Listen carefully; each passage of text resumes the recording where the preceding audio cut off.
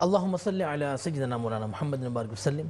الصلاة والسلام عليك يا سيدي يا سيدي يا حبيبي يا مكي يا مدني يا عربي يا ہاشمی یا قریشی یا مطلبی یا رسول اللہ صلی اللہ تعالی علیہ وآلہ وصحابہ وسلم. آپ دیکھ رہے ہیں میٹرو ون نیوز کی خصوصی نشریات پروگرام بزم عقیدت، اور میں ہوں آپ کا میزبان شہزاد سعیدی. اپنے تمام دیکھنے والوں کو السلام علیکم ورحمۃ اللہ وبرکاتہ. جمعۃ المبارک کی ہماری خاص نشریات جو کہ جمعۃ المبارک کے دن ہم پیش کرتے ہیں، اور یہ نشریات کا ٹائم ہمارا دوپہر 2 سے 3 تھا، لیکن اب ہم نے 5 سے 6 کر دیے تاکہ آپ کے لیے بھی اور ہمارے لیے بھی، ہمارے مہمانوں کے لیے بھی ایک آسانی ہو جائے. سب سے پہلے درود شریف بارگاہ رسالت میں آپ صلی اللہ علیہ وسلم میں ہم مل کر پیش کرتے ہیں کہ اللہم صلی علی سیدنا و مولانا محمد وبارک وسلم. الصلاۃ والسلام علیک یا سیدی یا رسول اللہ. خاص جمعے کے دن درود شریف پڑھنے کے بڑے فضائل و برکات ہمیں ملتے ہیں، اور ظاہر ہے آپ ایک بار حضور کی بارگاہ میں درود شریف پڑھتے ہیں تو آپ پر 10 بار رحمتیں ہوتی ہیں اور 10 آپ کے درجات کو بلند کر دیے جاتے ہیں. اور خاص جمعۃ المبارک فرشتہ نام لے کر حضور کی بارگاہ میں ہمارا سلام پہنچاتا ہے اور کہتا ہے کہ حضور آپ کی اس امتی نے آپ کے لیے سلام بھیجا ہے، اور حضور کہتے ہیں وعلیکم السلام.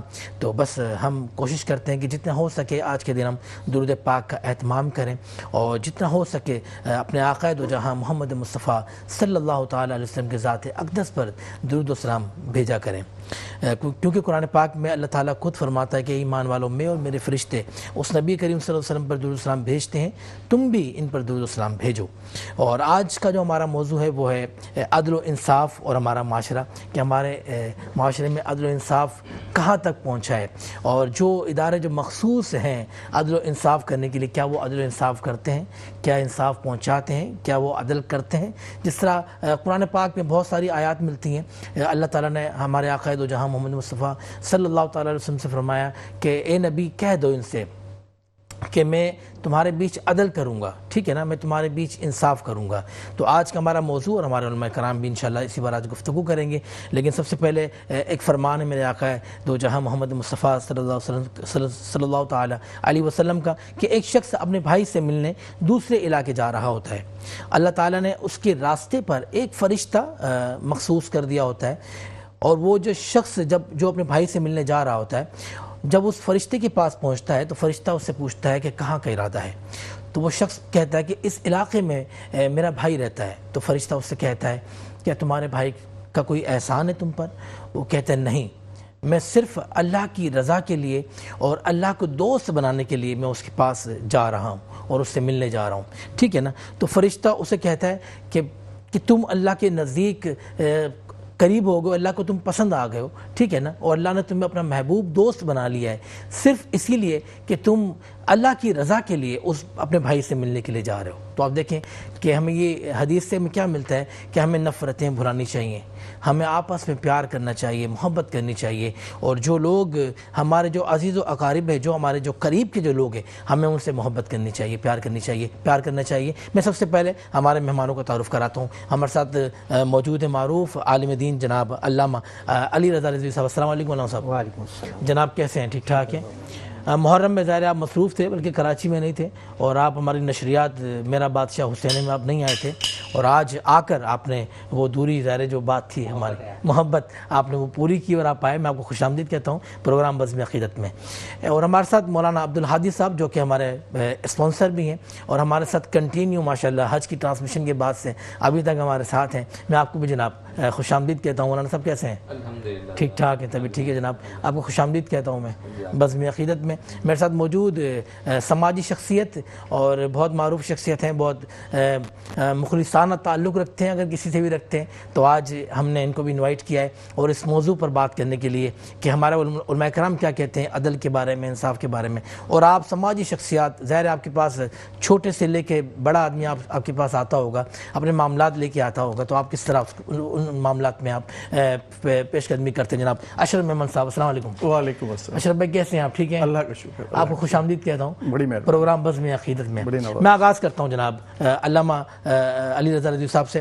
علامہ صاحب بتائیں کہ عدل و انصاف ہمیں کیا کہتا ہے قرآن؟ سب سے پہلے قرآن کیا کہتا ہے ہمیں؟ دیکھیں، دین اسلام اگر ہے دین عدل ہے. سب سے پہلے ہمارے معاشرے میں بہت ساری برائیاں ہیں. سب سے پہلے یہ مسئلہ یہ ہے کہ ہم دین اسلام کو دین مساوات سمجھتے ہیں. قطعاً ایسا نہیں ہے. اسلام دین مساوات نہیں ہے، دین عدل ہے. عدل کا مطلب کیا ہوتا ہے کہ جس شے کا جو مقام اس کو اسی مقام پہ رکھا جائے گا. ٹھیک ہے. اور ظلم کیا ہے کہ ظلم کی تعریف یہ ہے کہ اس کو اصل مقام سے ہٹا کے دوسری جگہ رکھ دینا. واہ واہ واہ واہ. اور عدل کے لیے مولا علی کا قول میں ذہن میں آیا تو مولا ارشاد فرماتے ہیں کہ دنیا کے حکمرانوں سے نفرت ان کے ظلم کی وجہ سے کی گئی اور مجھ علی سے دشمنی میرے عدل کی وجہ سے کی گئی. واہ واہ واہ واہ واہ. اب دیکھیں ہم معاشرے کی عدل کی بات کرتے ہیں. معاشرہ بہت بڑی چیز ہے, چھوڑ دیں آپ. کیا ہم اپنے گھر کے اندر عدل کرتے ہیں؟ ہے یا نہیں ہے؟ پہلے اپنے گھر کو دیکھنا ہے. کیا ہم جس جگہ پہ کام کرتے ہیں گھر میں کیسا عدل کہ ہماری بیوی کے جو حقوق ہیں ہم پورے کرتے ہیں؟ حقوق پورے کرتے ہیں. کیا اولاد کے جو حقوق ہے وہ ادا کرتے ہیں؟ کیا والدین کے جو حقوق ہے وہ ادا کرتے ہیں؟ وہ تو بہت مشکل ہے نا. نہیں مشکل کچھ بھی نہیں ہے. دیکھیں جو انسان دیکھیں 15 مثال پہ گھر میں 6 افراد ہیں, ایک بندہ 6 افراد میں عدل نہیں کر سکتا تو آپ اس کو کیسے یہ سوچ سکتے ہیں کہ اس کو اپنے شہر کی, اپنے علاقے کی, اپنے ملک کی XYZ کہیں پہ بھی ان کو 6 لاکھ افراد دے دیے جائیں, اس کے ماتحت کر دیے جائیں, وہ عدل کر لے گا؟ جس بندے میں 6 بندوں میں عدل کرنے کی قابلیت نہیں ہے وہ 6 لاکھ میں کیسے عدل کر لے گا؟ وہ نہیں کر سکتا. سب سے پہلے انسان عدل اپنے گھر سے شروع کرے, اپنی ذات سے شروع کرے. ویسے سب سے مشکل نہیں ہوتا کہ اپنی ذات سے اگر ہم عدل و انصاف کریں تو بہت مشکل نہیں ہوتا؟ نہیں, سب سے آسان ہے. اچھا, سب سے آسان ہے. دیکھیں آپ کو چھت پہ چڑھنا ہے تو پہلے آپ کو سیڑھی پہ پہلا قدم تو رکھنا پڑے گا نا. پہلا قدم ہی اسلام کا آپ کی ذات ہے.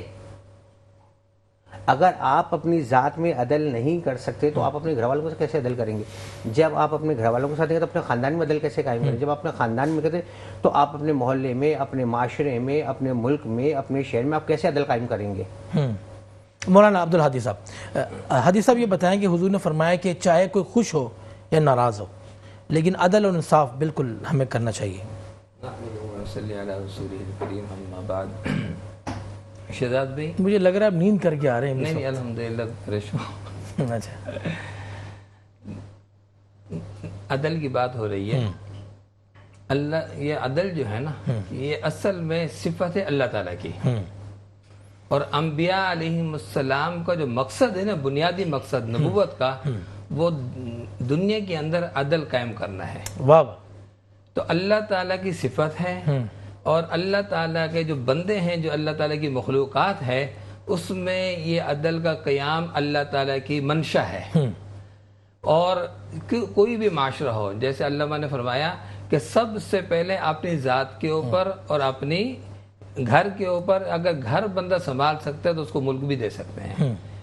اور ایک مشہور واقعہ ہے کہ قاضی اگر 2 چیف جسٹس کے لیے منتخب ہو جائیں, خصوصیات خاصیات سب کی برابر ہوں, تو پھر یہ بھی دیکھا جائے کہ کس کی 2 شادیاں ہیں. واہ واہ واہ. جس کی 2 شادیاں ہوں گی تو اس کو قاضی بنایا جائے گا کہ اس کا گھر میں اس کا عدل انصاف دیکھا جائے گا کہ اگر وہ 2 بیویوں میں عدل انصاف کر سکتا ہے اور اس نے 1 بیوی رکھی ہوئی ہے تو اس کے عدل کو دیکھا جائے گا گھر سے. اگر 2 بیویوں 3 بیویوں والوں کو ترجیح دی جاتی ہے. امامت کے اندر بھی ہے اور اس کے اندر بھی ہے. تو کہنے کا مقصد یہ ہے کہ عدل جو ہے سب سے پہلے اپنی ذات, پھر اپنا گھر, پھر اس کے بعد یہی چیزیں, یہیں سے انسان ترقی کرتا ہے. تو معاشرے میں مشہور ہوتا ہے کہ یہ بندہ بہت انصاف پسند ہے, بچوں کے ساتھ گھر میں اس کا بہت اچھا, پھر گلی محلے والے اس کو کونسلر بناتے ہیں, چیئرمین بناتے ہیں. اسی اصل جو صفت ہوتی وہ عدل کی, تو انصاف کی. تو ہمارے یہاں کیا چیز ہے کہ ہمارے یہاں اس چیز کو پیچھے رکھا گیا ہے. آج کل سفارشات کا تعلق ہے, بھئی جس کی اچھی سفارش ہے, جس کی اچھی پہنچ ہے, جس کا اچھا بینک بیلنس ہے, اس کو ہم نے قاضی بنا دیا, اس کو ہم نے جسٹس لگا دیا. اکثر بیشتر جو زیادہ عدل و انصاف نہیں کرتا اسے ہم بٹھا دیتے ہیں. آج جو ہمارے معاشرے کی سب سے زیادہ برائی ہے, جو ہم جن بھی مشکلات, جس موضوع کو بھی معاشرے کے جس موضوع کو آپ اٹھائیں گے نا, اس کی جو ہے ڈور وہاں جا کر ملے گی کہ اس کا پیچھے تعلق عدل انصاف کے ساتھ نہیں ہے. اس معاشرے کی جو بنیادی خرابی ہے اس کی وجہ کیا ہے؟ آج میں اور آپ بیٹھے ہوئے ہیں کہیں بھی, یہ جو ادارہ چل رہا ہے میٹرو 1 ٹی وی, اگر اس میٹرو 1 ٹی وی کی انتظامیہ بھی عدل انصاف نہ کرے تو یہ ادارہ چند دنوں کے بعد بند ہو جائے گا. اسی طرح جو بھی ممالک, جتنے بھی نظام دنیا کے اندر قائم ہوئے, صرف وہ نظام قائم ہوا جو عدل کے اوپر قائم رہا جو ابھی تک باقی ابھی تک جیسے اسلام ہے، اسلام دنیا کے اندر کسی بھی شکل میں 1200 سال تک باقاعدہ قائم رہا۔ واہ واہ۔ تو کیوں قائم رہا؟ کہ ان کے ہاں، اسلام کے ہاں عدل کا جو نظام ہے دنیا کے کسی مذہب میں نہیں ہے، برابری کے فیصلے برابری ہوں، کے فیصلے سچ پر مبنی ہوں۔ کہ امیر المومنین ہے، بادشاہ ہے، اس کو بھی ایک عام آدمی کھڑا ہو کر پوچھ سکتا ہے کہ حضرت عمر رضی اللہ تعالیٰ عنہ کہ سب کو ایک ایک چادریں پہن دی ہیں آپ نے، آپ کے کندھے پہ 2 چادریں کیوں ہیں، کہاں سے آ گئی آپ کے سر پہ؟ تو عدل کا نظام یہ ہے۔ واہ واہ واہ۔ اور جس معاشرے کو تباہ کرنا ہو، جس معاشرے کو برباد کرنا ہو، تو سب سے پہلے اس کے عدالتی نظام کو برباد کر دو۔ اس پر ہم کنٹینیو بات کریں گے۔ میں چاہوں گا کہ اسی کے اندر ہم اشرف میمن صاحب سے لے لیں۔ اشرف میمن صاحب کیا کہیں گے آپ عدل اور انصاف کے بارے میں؟ پہلے تو میں آپ حضرت علی کرم اللہ وجہ صاحب، حضرت علی کرم اللہ وجہ کا ایک بیان کروں گا۔ ایک قول ہے، وہ فرماتے ہیں کہ کفر کا نظام تو چل سکتا ہے، جہاں عدل انصاف نہ ہو وہ نظام نہیں چل سکتا۔ اچھا، دوسری بات یہ ہے کہ وہ ایک چوری ہوئی، آپ صلی اللہ علیہ وسلم نے فرمایا اگر میری بیٹی بھی اگر یہ سزا، میں اس کو بھی یہی سزا دیتا۔ تو بیان کرنا یہ مقصود ہے کہ ہمارے یہاں ہمارے جو بیسک بات یہ ہے ہمارے دین کے ساتھ کہ عدل انصاف کی بات جو ہے نا اتنی سختی کے ساتھ بیان کی گئی ہے کہ اسی پہ ہی ہمارا دین اسلام کھڑا ہے۔ اور دونوں حضرات جو ہیں بڑی مدلل بات کر رہے ہیں کہ سچ بات یہ ہے کہ ہمارا اسٹرکچر دین کا جو ہے عدل انصاف پر ہی مبنی ہے۔ اور ہم جتنے بھی معاملات زندگی کے کرتے ہیں تو ہم بعض دفعہ کہیں نہ کہیں کسی نہ کسی بات میں فیوریٹزم کر لیتے ہیں، کسی کی محبت میں، کسی کے اخلاص میں، یا کسی کی بڑائی میں۔ اب یہ کیا ہوتا ہے کہ اس سے وہ لوگ جو اچھا بننا چاہتے ہیں یا بہتر پوزیشن میں ہوتے ہیں ان کو ہم ڈسکریج کر دیتے ہیں، ان کے جو معاملات ہوتے ہیں ان کی صلاحیتوں پہ اثر پڑتا ہے۔ تو پھر وہ لوگ کرپٹ لوگ آگے بڑھ رہے ہوتے ہیں جو ناانصافی پر ہوتا ہے، کیونکہ وہ نظام کی پوری پوزیشن یہ بنتی ہے نا کہ میں آپ کو پسند کرتا ہوں یا آپ مجھے پسند کرتے ہو، میری خوبیاں ہیں یا نہیں ہیں اس جگہ کے لیے۔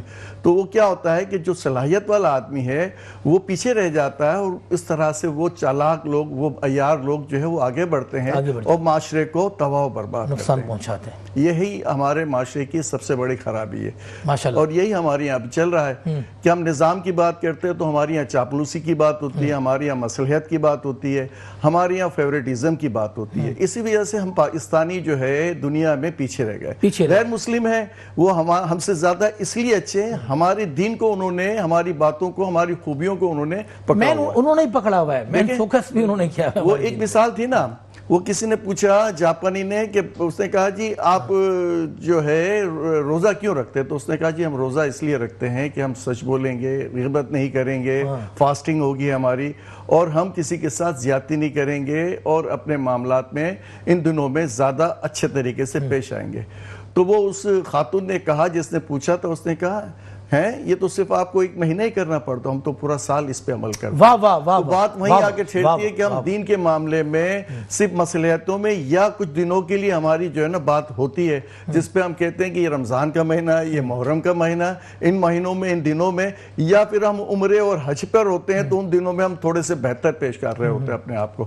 لیکن عملاً ہمارا جو خمیر میں جو بیٹھ گیا ہے کہ وہ چالاکی، عیاری اور وہ مصلحت بھائی ایسا نہیں کہ جب ہمارے جو بڑے مہینے ہوتے ہیں جیسے رمضان، جی ہاں، رمضان کا مہینہ بڑا ہوتا ہے جس میں ہم فاسٹنگ روزے پر ہوتے ہیں، تو لوگ ہمیں کہتے ہیں یار روزے میں ہو کہ تم حساب نہیں کرتے۔ دیکھیں یہی بات ہے، جھوٹ بول رہے ہو۔ تو آپ مجھے بتائیں کہ یہ ہمارے یہاں جھوٹ ہماری کیا روزے کے لیے ہمیں منع کیا گیا ہے؟ جھوٹ تو ہمیں سختی سے کہا گیا ہے کہ آپ کوئی چیز بیچو بھی تو اس کی خوبی اور خرابی دونوں بیان کرو۔ ہم مصلحتاً کیا کرتے ہیں کہ آپ مجبور آدمی ہیں، آپ اپنی چیز بیچنا چاہ رہے ہیں تو آپ کی چیز میں اونے پونے دام خریدنا چاہ رہا ہوں۔ ایسی بہتاشا حدیثیں ہیں، آپ صلی اللہ علیہ وسلم نے وہ مال اسی قیمت پہ خریدا جو اس کی قیمت تھی، یا مختلف اولیاء اور نبیوں سے یہ منسوب ہے کہ انہوں نے اس کی خوبی اور اس کی خرابی دونوں بیان کی ہے جو بھی چیز بیچی ہے۔ تو ہم تو وہ دیکھتے ہیں کہ ہم کس طرح لوگوں کو ایکسپلائٹ کریں گے۔ ہمارا پورا کاروبار، ہمارا پورا اسٹرکچر، ہم ہر چیز میں بددیانتی پر ہوتے ہیں، تو پھر ہمارے معاملات جو ہوتے ہیں، یہ جو تکالیف ہیں، یہ جو مشکلات ہیں، اس کا سب سے بڑا مسئلہ یہی ہے کہ ہم کنٹینیو بات کریں گے۔ مجھے لینا ایک وقفہ، ہم لیں گے چھوٹا سا وقفہ، آپ نے کہیں نہیں جانا، دیکھتے رہے میٹرو ون نیوز کی خصوصی نشریات اور جمعۃ المبارک کی خاص نشریات ہماری پروگرام بزم عقیدت۔ ملتے ہیں چھوٹے سے وقفے کے بعد۔ ایک بار پھر آپ کو خوش آمدید کہتا ہوں. آپ دیکھ رہے ہیں میٹرو ون نیوز کی خصوصی نشریات پروگرام بزم عقیدت, اور میں ہوں آپ کا میزبان شہزاد سعیدی. اور آج کا ہمارا جو موضوع ہے وہ ہے انصاف, عدل اور ہمارا معاشرہ, کہ انصاف کہاں پر ہے, عدل کہاں پر ہے, اور آج ہمارا معاشرہ یعنی ہم کہاں پر ہیں. تو ہمیں جوائن کیا ہے مفتی جناب سبطین نعیمی صاحب نے. میں آپ کو بھی خوش آمدید کہتا ہوں. جناب کیسے ہیں, ٹھیک ٹھاک ہیں قبلہ؟ الحمدللہ. طبیعت ٹھیک ہے؟ کرم ہے اللہ کا. جناب عدل و انصاف کے اوپر دیکھیے, سب سے پہلے ہمیں سیکھنا چاہیے کہ عدل کہتے کسے, کسے کہتے ہیں؟ گفتگو ہو چکی ہوگی آپ, لیکن پھر بھی میں اپنی نالج کے لیے آپ کو بتا دیتا ہوں. عدل کہتے کسے؟ عدل کہتے ہیں کہ کسی چیز کو اس کے مقام پر رکھنا. اب وہ آپ کس طرح کر سکتے ہیں؟ آپ کیا, ہمارے یہاں معاشرے میں نا یہ کہہ دیا تھا کہ عدل جو ہے صرف عدالتوں اور بڑے بڑے اداروں میں ہی ہوتا ہے, آپ دیگر جگہوں پہ عدل کو نہیں دیکھتے ہیں. جبکہ اس کا برعکس ہے, جو اس کی تعریف ہے اس کے مطابق, کہ آپ عدل اپنے گھر میں بھی کر سکتے ہیں, آپ ہر دوستوں میں بھی کر سکتے ہیں, آپ اپنی اولاد میں بھی کر سکتے ہیں. اسی طرح آپ اپنی ہر جگہ پہ جو عدل کو جو رائج کر سکتے ہیں. وہ کیسے کر سکتے ہیں؟ مثلا ایک باپ ہے, اس کے 2 بیٹے ہیں, اب اس نے ایک کو جو ہے کسی لاڈ محبت کی وجہ سے زیادہ دیا اور دوسرے کو نہیں دیا, اتنی محبت, اتنی شفقت یا اتنی چیزیں نہیں دی. تو اس سے پہلے میں تو کیا آ رہا ہے؟ پہلے میں یہ چیز آ رہی ہے کہ بھائی مجھے سب کچھ بغیر کچھ کیے ملا جا رہا ہے, تو میں اس لیے جو آگے جا رہا ہوں. اور دوسرا جو اس کے مقابل ہے وہ کیا ہے؟ وہ ظلم کی طرف چلا جائے گا. وہ کیسے جائے گا؟ مجھے چیز مل نہیں رہی جبکہ میرے میں اہلیت, قابلیت, دونوں چیزیں موجود ہیں. وہ اس کے لیے ظلم کی طرف جاتا ہے. وہ کیسے جاتا ہے؟ یا تو بڑے سے چھینے گا, یا پھر وہ جو ہے کچھ الٹ کام کرے گا. پھر بندہ جو ظلم کی طرف جاتا ہے نا, وہ ابتداءً ڈائریکٹ آ کے, جیسے مثال کے طور پہ کسی کو ایک منصب مل جاتا ہے, تو وہ ڈائریکٹ ظلم نہیں کرتا, وہ پیچھے سے چیزیں چلتی آ رہی ہیں, اس بنیاد پہ آگے ظلم کرتا ہے. پھر اس وجہ سے جو ہے وہ ظلمانہ. حضرت دیکھیں, گھر کے معاملات وہ تو ایک ہیں, ٹھیک ہے نا, لیکن ہمارا معاشرہ عدالت جیسے اس کو مخصوص کیا گیا ہے انصاف کرنے کے لیے. بالکل ایسا ہی ہے نا. ظاہر وہاں جو ججز بیٹھے ہوتے ہیں, جو انصاف کرنے کے لیے جو بیٹھے ہوتے ہیں, انہیں باقاعدہ پیسے دی جاتے ہیں, تنخواہ دی جاتی ہے. ان کا کام کیا ہوتا ہے؟ عدل اور انصاف. اس پر کیا کہتے ہیں آپ؟ انصاف کرنا. اب ان کو جو ہے, میں کسی کو پوائنٹ آؤٹ نہیں کر رہا, لیکن پوائنٹ آؤٹ نہ کریں آپ, جو حق کی بات ہے وہ کریں. وہ ایسا ہے کہ جب ان کو یہ چیز نہیں سمجھ میں آئی کہ کس کے ساتھ انصاف کرنا اور کس کے ساتھ نہیں کرنا, تو وہ کس طرح فیصلہ کریں گے. مثال کے طور پہ آپ ایک جج کو دیکھیں, کسی بھی جج کو لے لیں, اس کو پریشر ڈال دیا جاتا ہے پیچھے سے, بھائی فلاں بندے نے جو ہے قتل کر دیا ہے, لیکن یہ کسی بڑے بندے کا ریلیٹیو ہے یا کوئی جاننے والا ہے, تو اس پہ جو ہے ہلکا ہاتھ رکھنا. اب وہ انصاف کیسے کرے گا؟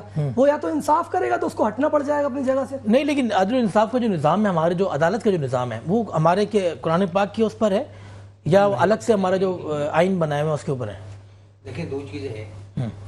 ایک وہ نظام ہے جو انسان خود بناتا ہے, چاہے کسی کو ملتا ہے, چاہے وہ سیکولر ہو, سوشلزم ہو, کوئی سا بھی نظام ہو, یا جمہوری نظام ہو. دنیا میں 5-6 نظامات ہیں.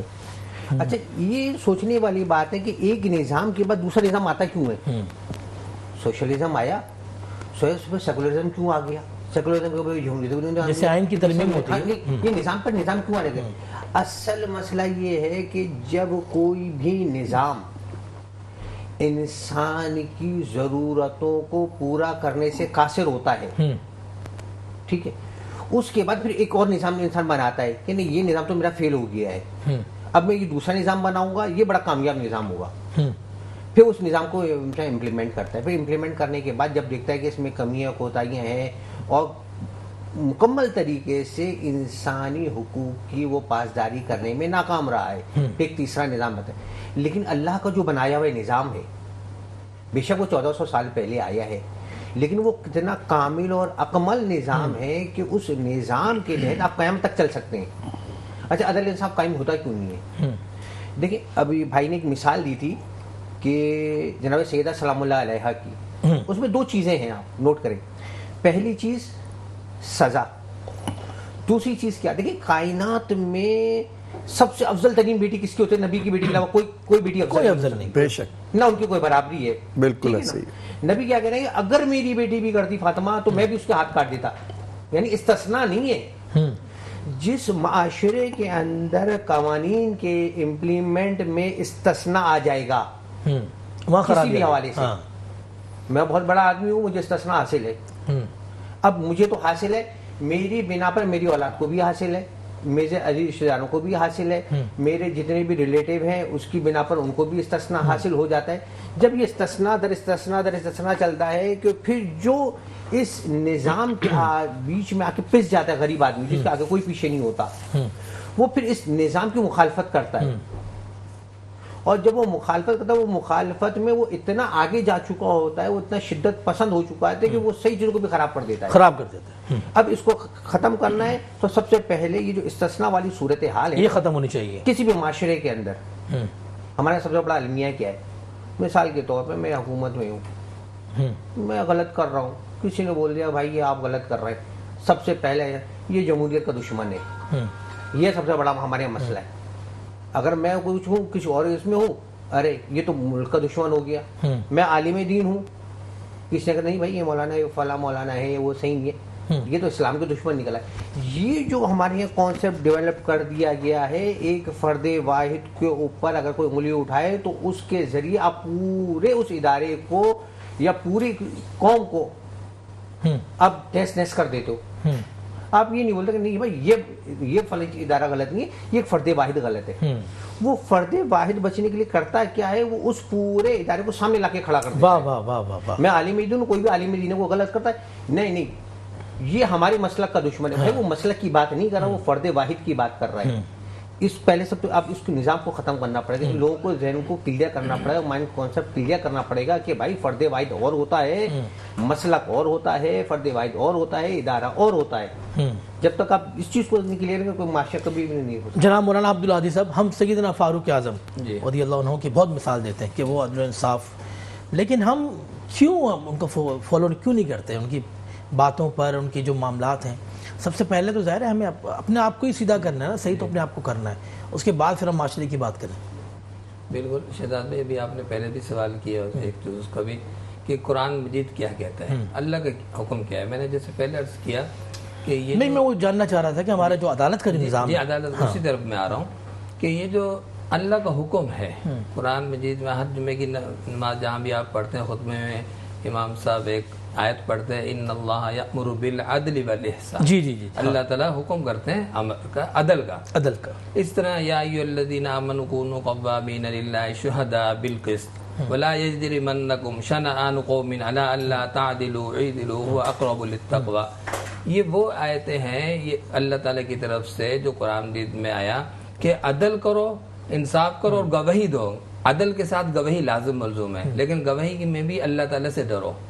ٹھیک ہے. اس کے بعد آگے یہ میں ولا یجرمنکم شنآن قوم، کہ اگر تمہیں کوئی مخالف ہے، مذہب مخالف بھی ہو سکتا ہے، یہودی ہو سکتا ہے، عیسائی ہو سکتا ہے، نصرانی ہو سکتا ہے، اگر وہ بھی آمنے سامنے کھڑا ہوا ہے تو جو قاضی ہے، جو جج ہے، اس کو انصاف پر فیصلہ کرنا ہے، واہ واہ واہ، اس کے مذہب پر فیصلہ نہیں کرنا. بہت ساری مثالیں حضرت علی رضی اللہ تعالیٰ عنہ، حضرت آپ نے مسلمان اور یہودی آئے سامنے تو آپ نے یہودی کے حق میں فیصلہ کیا.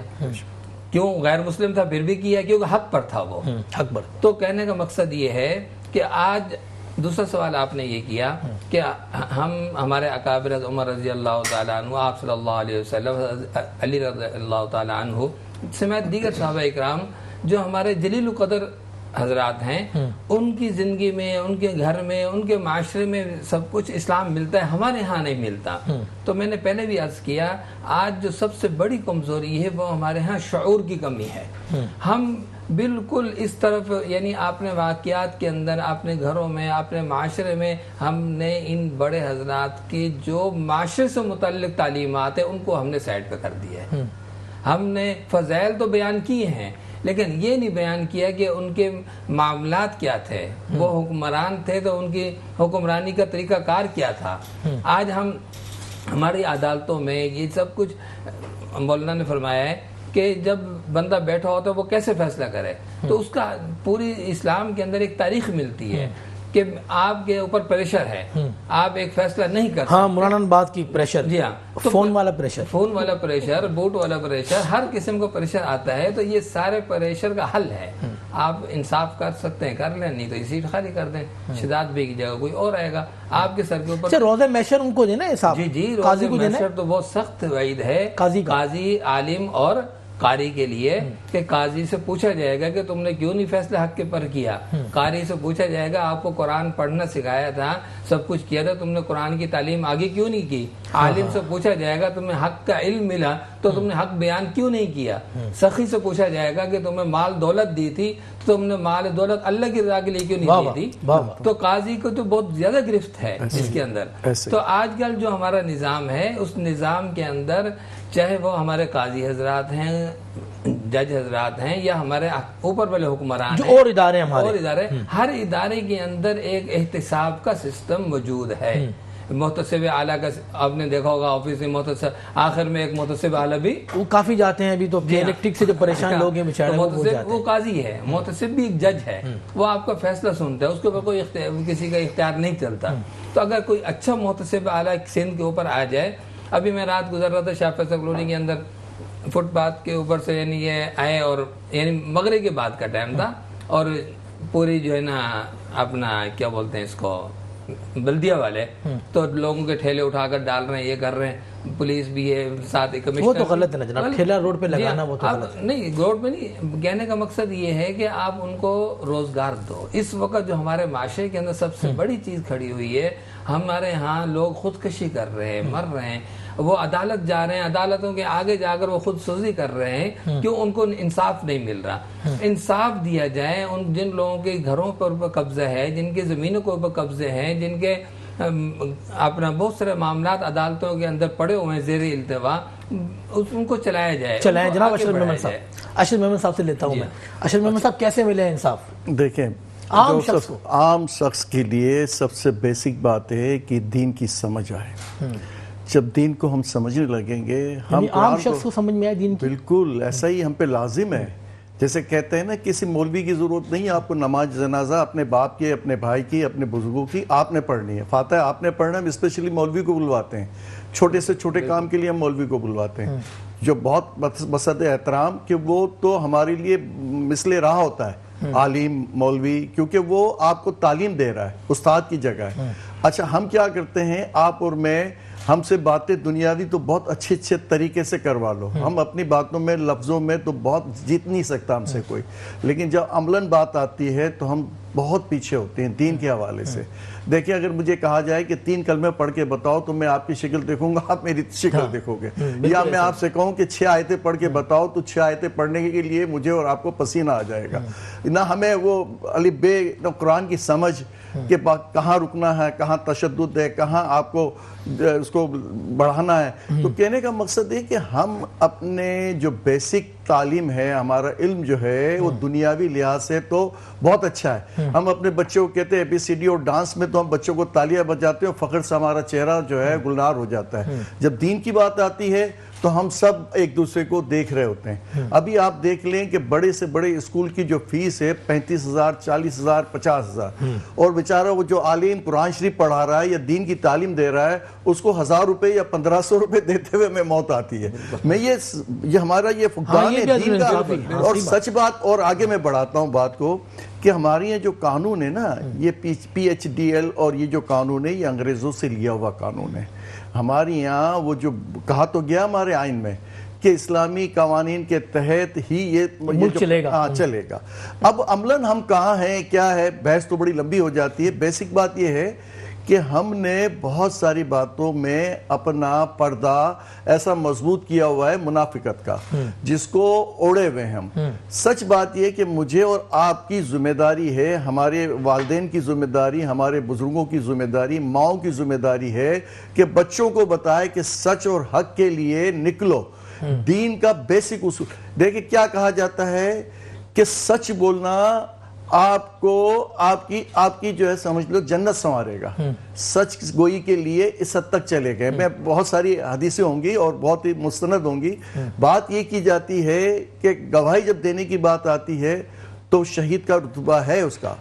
وہ اگر اس دوران اس کو مار دیا جائے تو اس کو شہید کا رتبہ ہے, کیونکہ وہ سچائی کے لیے, حق کے لیے نکلا ہے. ابھی ہمارے فلسطین میں جو کچھ ہو رہا ہے یا ہمارے ارد گرد جو کچھ ہو رہا ہے, ہم میں سے کتنے لوگ ہیں جو اس حق کے لیے نکلے ہیں؟ کیونکہ کہا کیا گیا ہے کہ ایک مسلمان کا ناحق خون بہانا یہ ہم سب پہ لازم ہے کہ ہم اس کے لیے نکلے ہیں. ظلم کے خلاف, مسلمان کا نہیں, انسان کا. نہیں, ہم مسلمان اصل میں ہمارے لیے تو بیسک دیکھیں نا, فلسطین میں کون ہے جن پہ ظلم کس پہ ہو رہا ہے؟ مسلمان پہ ہو رہا ہے, اور کسی اور بات کی سزا تھوڑی مل رہی ہے ان کو. مسلمان ہونے کا ہاں مسلمان ہونے کی سزا مل رہی. اچھا سمجھتے سب ہیں, میرے سمیت ہر آدمی سمجھتا ہے. سمبولک ہم ایک احتجاج کر لیتے ہیں 1 گھنٹے کا 1 دن کا, اس دن بھی ہماری ساری روٹین وہی ہوتی ہے, مستیاں وہی, خر مستیاں ہماری وہی ہوتی ہیں. ہم نے اپنے دین کو پیچھے چھوڑا ہوا ہے جو ہمارا لازم و ملزوم ہے. ہمارا اوڑھنا بچھوڑنا کھانا پینا ہر چیز میں ہماری دین کی ترتیب ہے. اس ترتیب کو اپنا لیں گے تو معاشرہ پنپ جائے گا, ہم چیزیں سمجھنے لگیں گے, اور یہ دنیاوی جتنے بھی معاملات ہیں, برائیاں ہیں, اس میں بہت حد تک کمی آ جائے گی. یہ سب ختم ہو جائے گا انشاءاللہ. ہم لیں گے بنیاد ہے. وقفہ. ہاں اشرف بھائی ہم نے لینا ہے وقفہ. آپ نے کہیں نہیں جانا, دیکھتے رہے میٹرو نیوز کی خصوصی نشریات جمعۃ المبارک کی پروگرام بزم عقیدت. ملتے ہیں چھوٹے سے وقفے کے بعد. ایک بار پھر آپ کو خوش آمدید کہتا ہوں. آپ دیکھ رہے ہیں میٹرو نیوز کی خصوصی جمعۃ المبارک کی نشریات پروگرام بزم عقیدت, اور میں ہوں آپ کا میزبان شہزاد سعیدی. آج کا ہمارا جو موضوع عدل و انصاف اور ہمارا معاشرہ. میں بات کروں جناب سبطین نعیمی صاحب سے. ظاہر مولانا صاحب آپ بھی کسی مسجد کے خطیب اور امام ہوں گے, اور علاقہ وائز جو لوگ ہوتے ہیں جو آپ کے مقتدی ہوں گے, آپ کے نمازی ہوں گے, وہ بھی کئی معاملات آپ کے پاس لے کے آتے ہوں گے کہ جناب ہمارا یہ معاملہ یہ آپ حل کروا دیں, ٹھیک ہے نا. ظاہر اس میں بھی عدل کا اور انصاف والا معاملہ, تو کس طرح آپ کرتے ہیں؟ پہلے تو دونوں کی بات تحمل سے سنی جاتی ہے کہ اصل مقصد اور مسئلہ ہے کیا. اب ایسا نہیں ہے کہ میں ایک ہی کی بات سن کے جو میرا قریبی ہے یا جو مجھے روز ملتا ہے میں اس کی بات سن کے فیصلہ کر دوں. نہیں, ایسا نہیں ہے. قرآن و حدیث کی ہمیں تعلیمات یہ نہیں ملتی, بلکہ یہ ملتی ہے ہم دونوں کی بات تحمل سے سنیں, اور اگر کوشش کی جائے تو دونوں کی الگ الگ سنیں. کیونکہ جب ایک بول رہا ہوگا نا تو دوسرا بیچ میں بولے گا نہیں ایسا نہیں ایسا نہیں ایسا ہوگا, تو اس میں بحث و مباحثہ میں پڑھ کے پھر کسی کی بات نہیں ہو پائے گی. پہلے ایک ایک کی بات تحمل سے سنیں, پھر دونوں کو بٹھا لیں اور بتائیں کہ انہوں نے یہ مقدمہ دائر کیا ہے, ان کا موقف یہ ہے اور آپ کا موقف یہ ہے. ان سے نہ کہیں بلکہ آپ خود کہیں کہ دونوں کا موقف یہ ہے بیان ہو. اس کے بعد جو صحیح جانب ہوتا ہے یا جس کے پاس گواہ ہوتے ہیں یا جو صحیح لگتا ہے اس پہ فیصلہ کر دیا جاتا ہے. نہ کہ یہ کہ بھائی یہ مجھے قریبی ہے یا مجھے یہ عزیز ہے میں اس کی بات پہ فیصلہ کروں. اور وہاں یہ ڈر بھی نہیں ہوتا کہ مجھے اوپر سے کال آ جائے گی کہ بھائی آپ کو مسجد سے ہٹا دیں گے, فلاں بندے کے حق میں فیصلہ کر دو. ایسا کبھی ہوا؟ نہیں, ایسا ہوا نہیں. کبھی کسی صدر کا ہوگا, کبھی ایسا نہیں ہوا. نہیں ہوگا تو پھر جو حق پر ہوگا اسی جانب فیصلہ کرنا پڑے گا. اچھا میں یہ سمجھتا ہوں جناب مولانا عبدالحادی صاحب اشرف محمد صاحب کہ اگر ہماری جو مساجد ہیں یہ ظاہر ہے ہمارے علاقے کی مرکزی ایک پوائنٹ ہوتا ہے نا, جہاں ہر مقتدی جاتا ہے, اور امام صاحب بھی سب کو جان رہے ہوتے ہیں, بھائی اس کا بیٹا ہے, اس کا والد یہ ہے, اس کا دادا یہ ہے, سب کو جانتے ہیں. اگر یہ تمام معاملات اگر ہماری مساجد میں اگر حل ہو جائیں تو میں سمجھتا ہوں نہ ہمیں ایف آئی آر کاٹنے کی ضرورت پڑے گی, نہ ہمیں کورٹ کچہری میں جانے کی ضرورت پڑے گی. شہزاد بھائی آپ نے بہت بہترین آپ نے بنیادی بات کی طرف متوجہ کیا ہے, اور یہ الحمدللہ ہم کافی عرصے سے اس پر کام بھی کرتے رہے کہ سب سے بنیاد جو ہے نا وہ ہماری مسجد کا ممبر و محراب ہے. مسجد ہو, چرچ ہو, امام بارگاہ ہو, تو یہ ہر بندہ پاکستان کے اندر, ایشیا کے اندر مسجد سے جڑا ہوا ہے, آپ نے عبادت گاہ سے جڑا ہوا ہے. اگر ہمارے یہ ائمہ حضرات, مسجد کے حضرات اس چیز کو, نظام کو بدلنا چاہے, نظام کے اندر معاشرے کے اندر اچھائی, میں سمجھتا ہوں خوش اسلوبی کے ساتھ بہت بغیر اخراجات کے معاملات بھی حل ہو سکتے ہیں. اور اسلام کے اندر تو سب سے بنیادی چیز ہے ہی مسجد. حضرت عمر رضی اللہ, آپ صلی اللہ علیہ وسلم نے مسجد نبوی کو ہی سب کچھ بنایا, اور پھر اس کے بعد خلفائے راشدین نے بھی مسجد ہی کو مرکز بنایا. اس کے بعد بھی خلفاء جو ہے یا حکمران ہمیشہ جمعہ کی نماز, جمعہ کا خطبہ گورنر شہر دیتا ہے. تو اس لیے آپ نے بہت اچھی بات کہی, اگر ممبر محراب اس کے لیے استعمال کیا جائے, مسجد کو لیا جائے, تو ہمارا معاشرہ بہت جلد اچھائی کی طرف آ جائے گا. جناب الحمدللہ ہمارے تو بہت سارے, بلکہ امام بارگاہ میں مسئلے حل ہو جاتے ہیں, حل ہو جاتے ہیں, کیونکہ ایک بڑا اہم مسئلہ ہوتا ہے, وکیل وغیرہ کروانے کی ضرورت نہیں. مسئلہ سب سے اہم مسئلہ یہ ہوتا ہے, تو ہمارے یہاں تو ڈائریکٹ وہ مرد کو کھڑے ہو کے 3 طلاق دے ہی نہیں سکتا. اچھا, ہاں وہ تو ہوگی ہی نہیں. کیسے ہوگی پھر؟ اس کے باقاعدہ عربی سیغے جاری کرنے پڑیں گے, 2 عادل گواہ کی موجودگی ہو, عورت پاکیزہ ہو, پاکیزگی کی حالت میں جب ہوں گے, تو اس لیے تو اس کو ایک عالم کے پاس باندھ کے رکھا ہوا آپ لوگوں نے. ہاں ہمارے یہاں نکاح کرنا بڑا آسان ہے, فقہ جعفریہ میں رشتہ توڑنا بڑا مشکل کام ہے, بہت مشکل کام. اگر انہوں نے غصے میں 3 دفعہ کہ 3000 دفعہ بھی کہتے ہیں نا طلاق دی, تو ہمارے ہوگی بھی نہیں. آپ کہتے ہیں ہمارے یہاں تو خالی بول تو ہو جاتی ہے. ہاں وہ 3 لاکھ دفعہ کہتے ہیں یہ ڈرامے ہوئے, بلکہ کھڑو کے کہ ہاں بھائی میں اللہ کو حاضر نازر جائیں گے, تو طلاق دی, 3 لاکھ دفعہ کہہ دو بھائی کچھ بھی نہیں ہونے والا. جب تک کوئی خود سے عربی سیغے جاری کرے اور شرط کے 2 عادل گواہ بھی سننے والے موجود ہوں, اس لیے وہ بیچارے وہ تو آئے گا مسجد کے, امام بارگاہ میں مسجد میں آئے گا ہی آئے گا عالم کے پاس کہ مولانا یہ مسئلہ حل کرنا ہے. جب حل کرنا ہے تو اس کو اتنا ٹائم دیا جاتا ہے کہ دونوں کی نا الحمدللہ عقل ٹھکانے آ جاتی ہے.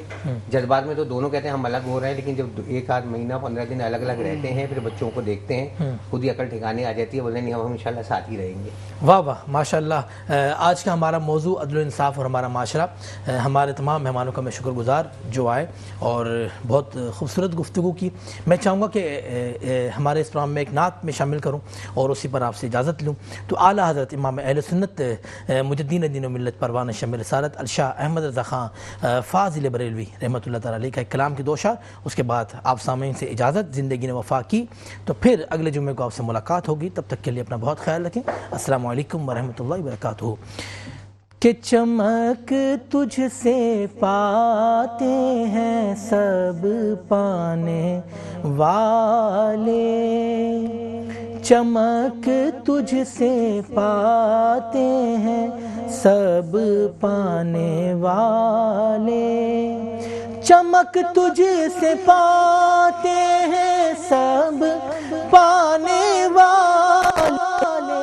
رات دل بھی چمکا دے چمکانے والے، میرا دل بھی چمکا دے چمکانے والے. میں مجرم ہوں آقا مجھے ساتھ لے لو، میں مجرم ہوں آقا مجھے ساتھ لے لو، کہ راستے میں ہے جان بجا تھانے والے، کہ راستے میں ہے جان بجا تھانے والے. رہے گا یوں ہی ان کا چرچا رہے گا، رہے گا یوں ہی ان کا چرچا رہے گا. پڑے خاک ہو جائیں جل جانے والے، پڑے خاک ہو جائیں جل جانے والے، میرا دل بھی چمکا دے چمکانے والے. رضا نفس دشمن ہے دم میں نہ آنا، رضا نفس دشمن ہے دم میں نہ آنا. کہاں تم نے دیکھے ہیں چندرانے والے، کہاں تم نے دیکھے ہیں چندرانے والے، میرا دل بھی چمکا دے چمکانے والے. اللہ پاک ہم سب کا حامد و ناصر ہے. اللہ پاک ہم پر اپنا خاص کرم و فضل فرمائے. اللہ پاک ہمارے تمام مرحومین کے درجات کو بلند فرمائے، بالخصوص میری والدہ مرحومہ کے اللہ پاک درجات بلند فرمائے. اللہ پاک ان کی آخرت کی تمام منزلوں کو آسان فرمائے. اللہ پاک ان کو جنت الفردوس میں اعلیٰ سے اعلیٰ مقام عطا فرمائے. اللہ پاک آپ تمام کے مرحومین کے درجات کو بلند فرمائے. اپنے میزبان شہزاد سعیدی کو اجازت دیں. زندگی نے وفا کی تو پھر آپ سے ملاقات. تب تک کے لیے اپنا بہت خیال رکھیں. السلام علیکم ورحمۃ اللہ وبرکاتہ.